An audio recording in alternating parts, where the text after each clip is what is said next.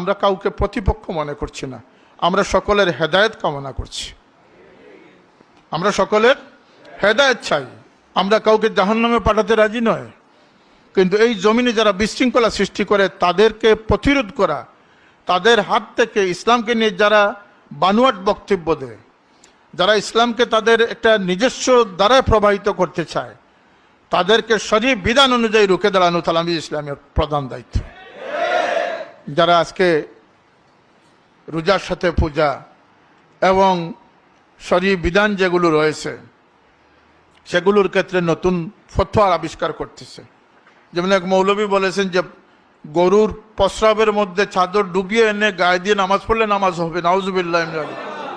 কয়দিন পরে যে শুকরের গোশত খাওয়ার ফতোয়া এসে যে আমরা কি সেটাকে মানবো?